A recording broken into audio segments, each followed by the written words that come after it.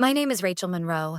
I'm 34 years old, and for most of my life, I believed being the dependable one, the silent one, would earn me love. It didn't. It just made me invisible. I spent over a decade working 14-hour shifts as a trauma doctor, sending birthday cards they never opened, wiring money when they asked without hesitation. But no matter how hard I tried, I was never their first choice. Not for holidays, not for family dinners, not even when they sold the house I grew up in, without telling me. But the real breaking point wasn't a forgotten birthday, or the house. It was a text. Poor thing, robot with money, doesn't even know how to hug. And the follow-up? Oops, ignore that. Wasn't meant for you. That's when something shifted in me. The part that kept making excuses finally broke. If you've ever been treated like the family afterthought, hit that like button and tell me where you're watching from. Because the story I'm about to share is what happens when the invisible daughter finally draws a line and makes them cross it. The Chicago air hit me like it always did after a long shift. Sharp, damp, with just enough bite to remind me that winter was creeping in. My scrubs clung to me under my jacket, still holding the sterile chill of the hospital. Streetlights cast long shadows over cracked sidewalks as I walked the 3 blocks home. People hurried past with scarves wrapped high, coffee cups steaming in their hands, their conversations a blur of noise I wasn't part of. By the time I reached my apartment, my fingers were too cold to punch in the door code without fumbling. Inside, the air smelled faintly of eucalyptus from the diffuser I always kept running. Clean, minimal, predictable, just how I needed it. I dropped my bag by the door, kicked off my shoes, and let out a slow breath. Another 14-hour shift done. Another day of keeping people alive, of pushing through with steady hands and a steady voice while chaos cracked open around me. My phone buzzed. Group chat. Monroe Family Heart. I froze. That chat had been silent for weeks, months really, except for the occasional Tessa selfie or a forwarded meme from Mom that didn't land. I opened it. Tessa's 30th birthday bash Saturday, 7 p.m. Velvet Sky Rooftop Lounge, downtown Chicago. Dirty 30 vibes, dressed to impress. I stared at the screen. The blinking cursor below the message seemed to wait for a reaction I didn't have. The image attached was pure Tessa. Gold balloons, rose gold lighting. Some influencer DJ I half recognized. Her caption underneath was worse. So blessed. Can't wait to celebrate with my favorite people. I wasn't even sure if I was included in that definition. I set the phone down, walked to the kitchen, and grabbed a glass of water I didn't want. The cold rim hit my lips, but my mind was already somewhere else. Years back, standing in the doorway of our old kitchen in Oakview. I was 7, holding up a math test with a perfect score, bright red 100 circled at the top like a sun I'd earned. Mom was curling Tessa's hair for another pageant. Dad was fussing with her tiny white shoes. I said it loud enough. I got 100. No one looked up, not even a nod. That was the day I learned silence could be louder than shouting. I leaned against the counter now, letting the memory sink its teeth in. Tessa was always the fragile one. Mom called her that like it was a full-time job title. Our delicate flower, honey blonde curls, dimples that came on cue, and a voice that lisped just enough to make adults swoon. I was the one who organized her books by color, reminded her to take her allergy meds, and sat through every dentist appointment when she cried over fluoride treatments. When Tessa won Little Miss Oakview at 10, they threw a backyard party. Balloons, a rented chocolate fountain. Dad flew Aunt Marla in from Detroit just for the occasion. When I got into the state math Olympiad, Mom said, "Don't let it make you cocky." That line still echoed sometimes, years later, when I held scalpels over open bodies or signed off on critical care cases. Don't let it make you cocky. I walked to my bookshelf, pulled out a small box from the back. Inside were scattered bits of childhood. Old ribbons, a faded library card, a photo of me standing beside the apple tree I'd planted when I was 8. The edges of the photo had curled from age, but I traced the outline of the tree trunk with my thumb anyway. The tree had barely survived its first winter. I'd spent months nursing it, wrapping the base in old towels when the frost came early. Back then, I believed effort meant something. Now, I wasn't so sure. I sat on the edge of my bed, holding the birthday invite in one hand and the photo in the other. The city hummed outside my window, headlights streaking across wet pavement like moving constellations. I thought about deleting the text, ignoring the invite, staying in my apartment that Saturday night with Thai takeout and a bad Netflix thriller. But the thought of hiding again, of letting them rewrite the family narrative one more time without me in the room, made something tighten in my chest. I opened my closet, pulled out the navy sheath dress I hadn't worn since the last hospital gala. Simple. Clean lines. Classic. The kind of thing Mom would call cold. Perfect. I closed my laptop, walked out onto the balcony. The air bit at my skin, raw and unapologetic.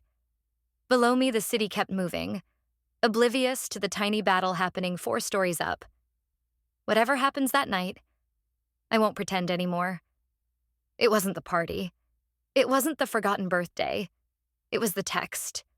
That one damn text. The rooftop bar was everything I expected and somehow worse. Velvet sky had that curated Instagram aesthetic. Rose gold lighting, faux greenery draped over overpriced champagne towers, and a playlist full of acoustic pop covers trying too hard to feel nostalgic. I stood at the entrance for a full minute, gripping the neck of the vintage Italian wine I'd ordered weeks ago. The bottle felt heavier than it should, maybe because I knew how the night would go before it even started. Mom spotted me first. Her smile stretched too wide, like it had been rehearsed in front of a mirror. She leaned in for a hug, barely brushing my shoulder before pulling away. "Oh, Rachel," she said, eyeing the wine. "You brought wine. That's so you. Cold and classic." The words landed with the kind of softness that bruises. I smiled anyway. Inside, the room buzzed with curated joy. Gold foil balloons spelling out Dirty 30 floated near the ceiling. A photo booth occupied the far corner, already stacked with selfies of Tessa and her friends. The bartender served pink cocktails in crystal coupes. Every detail screamed aesthetic, planned, performative, expensive. I found a quiet spot near the gift table and set the wine down. It sat there, untouched and out of place among glitter-wrapped boxes and monogrammed handbags. Guests milled around, laughing too loudly, complimenting Tessa's dress. A blush satin number that clung to her like a spotlight she never had to ask for.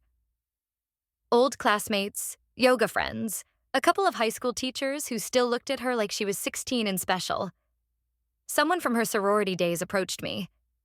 "Oh, you're Rachel, right? I thought you lived in Europe or something." She laughed, a little too high-pitched. "Tessa always talks about you like you're in some other realm." I gave a polite nod, unwilling to unpack whatever that meant. The evening blurred into small talk that wasn't really talk at all. "How's work?" "Still at the hospital, right?" "Are you dating anyone?" "Not once." "Are you happy? Are you okay? Do you want to be here?" By the time dinner was served, tiny ceramic plates with portions that could fit in my palm, I was already clock-watching. An internal countdown. 60 more minutes. Maybe less if I skipped dessert. I excused myself and made my way to the restroom. Cool marble, gold-rimmed mirrors, the kind of place designed for selfies, not self-reflection. I stood in front of the sink, staring at my own face under soft lighting that made even exhaustion look photogenic. One more hour. I whispered to myself, turning the faucet on full blast. Not to wash my hands, but to drown the catch in my throat. Back at the party, Mom introduced me to a couple from Tessa's yoga studio. "This is Rachel," she said, patting my back like a possession. "Our doctor, the smart one, always working." I smiled, nodded, played my part. The minute her hand lifted, she reached for a tray of hors d'oeuvres and offered them to someone else. By the time I slipped out, the night had cooled enough to sting my cheeks. I walked the 10 blocks home in silence, letting the city's late-night noise wrap around me like insulation. I changed into pajamas, tied my hair back, and curled into the corner of my couch.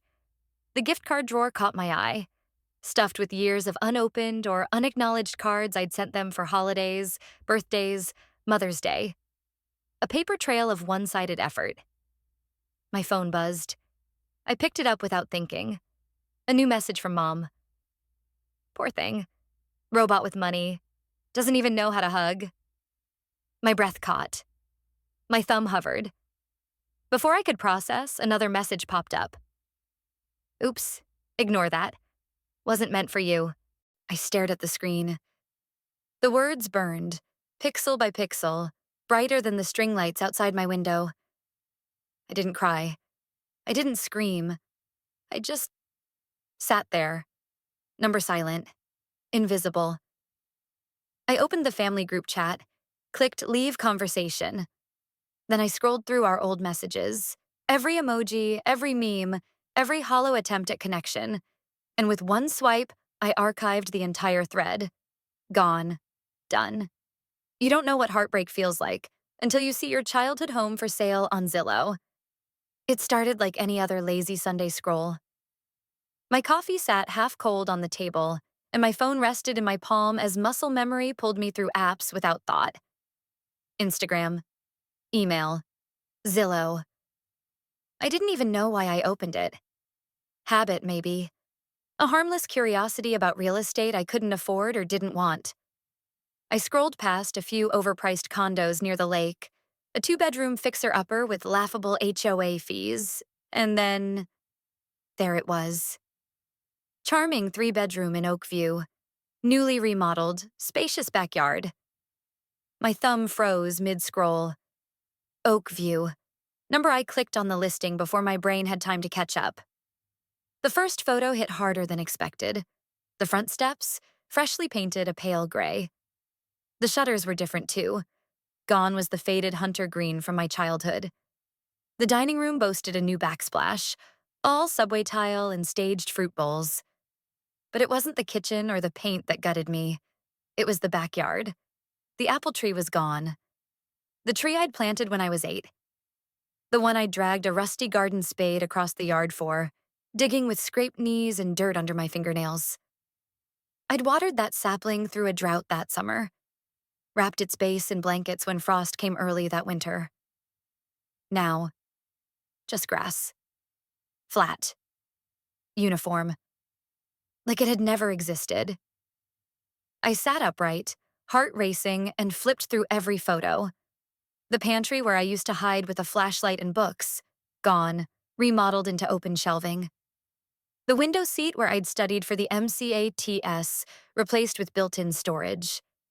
The dining room wall. I leaned in. There it was, barely visible, but I could still make out the faint, uneven lines where Dad used to measure our heights with a ballpoint pen. 7, 10, 13.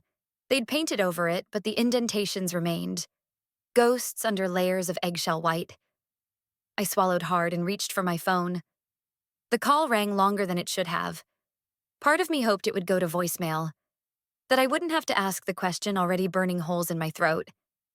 But on the 4th ring, she answered. Rachel? Her voice sounded like it always did. Polite, distant, as if every conversation was taking place across a glass wall. I didn't bother with small talk. Why is the house listed? A pause. Then, we sold it. Just like that. No apology, no softening, no hesitation. I closed my eyes. You what? Tessa needed help, she said. The spa, well, she didn't know what she was doing. We had to act fast. The spa, of course. My mind spun through 1,000 arguments, but none of them mattered. They'd already made their choice. You didn't think to tell me? I asked. Another pause, longer this time. You haven't lived there in years, Rachel. The house had 3 people in it, not 4. I froze. Not 4. I let the words settle in my chest like wet cement. When I opened my eyes, I was staring at the Zillow photo again. The caption under the listing said, "Beloved family home full of memories, ready for new beginnings." For a family I was no longer part of. I hung up without saying goodbye. My hands moved without me thinking. I reached for the old souvenir box on the top shelf of my closet, dug through yellowed ticket stubs and faded report cards until I found it. The photo. Me, 8 years old, standing beside that scrawny little apple tree, grinning like I'd planted something that would last forever. Turns out, forever had an expiration date. I sat at my desk, opened my laptop, and clicked New Folder. I named it exactly what it needed to be. Evidence. Inside that folder, I saved the Zillow screenshots, the listing description, and a fresh Word document titled Timeline of Neglect. They erased me from the house. Let's see how well they handle what comes next. When the phone rang at 2:14 a.m., I didn't hesitate. I should have. The vibration rattled across my nightstand, jerking me from the thin layer of sleep I'd managed after my shift. For a second, I thought I was dreaming. Then the caller ID lit up. Tessa, I answered before the second ring finished. Rachel? Her voice broke immediately, frantic and sharp like splintered glass. It's Dad. There was an accident. Oh my God. My pulse surged. What happened? Her breathing came in ragged gasps, words tumbling over each other. Car wreck. He's at some tiny ER outside Joliet. Internal bleeding. They're saying they won't transfer him to St. Luke's until we pay up front. $38,000. They won't touch him without it. Mom's losing it. Rachel, please. In the background, I could hear Mom sobbing, her voice high and panicked like every bad trauma room I'd ever worked in. The sound twisted something deep inside me. Text me the hospital's payment info, I said, already grabbing my laptop. I didn't think. Didn't ask for details. Didn't pause long enough to question why a hospital would demand wire transfers at 2 a.m. In less than 5 minutes, I logged into my banking app and pushed the full amount. The confirmation email hit my inbox at 2:21 a.m. By 2:30, I was dressed and grabbing my keys. The highway to Joliet stretched dark and empty, slick with leftover rain. Headlights blurred as my mind replayed every possible worst-case scenario. Ruptured spleen, spinal trauma, cardiac tamponade. All the clinical diagnoses that could be waiting when I arrived. I pulled into the Saint, Luke's parking lot just after 4 a.m. The building sat squat and tired under flickering fluorescent lights. 2 ambulances idled near the bay, but no rush, no chaos. Just quiet resignation. Inside, the nurse at the front desk looked up with half-lidded indifference. I'm here for Paul Monroe, I said. Trauma admission. Motor vehicle accident. She tapped on her keyboard, her acrylic nails clicking with each stroke. No Monroe in our system, she said after a beat. I blinked. Could you check again? Monroe. Admitted between midnight and now. Her frown deepened. No trauma patients with that name tonight. My stomach dropped. Maybe he was transferred already? I asked, but my voice sounded far away, like it belonged to someone else. Highly unlikely, she said, giving me a look I'd given families 100 times before. Polite, but final. There's been no outbound transfer since midnight. I stepped back from the desk and pulled out my phone. Called Tessa. Straight to voicemail. I called again. Voicemail. I stood in the lobby for another 15 minutes, calling every ER within 30 miles. Downtown. Suburbs. Even the small urgent care centers that barely had crash carts. Nothing. By noon, after the 10th unanswered call and a dizzying spreadsheet of rejection from every hospital clerk, I sat on the curb outside St. Luke's, my hands shaking, my breath shallow. And then my phone buzzed. A text from Tessa. We did what we had to do. I stared at it. The screen burned into my retinas like acid. Another notification. You always make us beg. The cold inside me shifted, hardened, settled deep. For several minutes, I didn't move, didn't blink. Just sat there, letting the truth calcify inside my chest like bone growing in the wrong direction. Not anymore.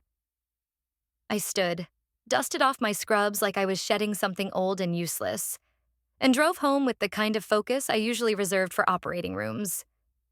The moment I stepped into my apartment, I opened my laptop, clicked on the folder labeled Evidence, and created a new file. Fraud case. Start here. I've spent my career keeping people alive. This time, I'm letting something die. A lie. The cursor blinked on my laptop screen, waiting for me to type the subject line. I settled on something simple. Documentation request. Fraud case. Underneath, I attached every file I'd spent the past week collecting. Screenshots of text messages, bank transfer confirmations, GPS logs showing my exact location at the time of the call, and the audio file. The one where Tessa's voice cracked, trembling as she spun the story about Dad lying broken in some hospital bed.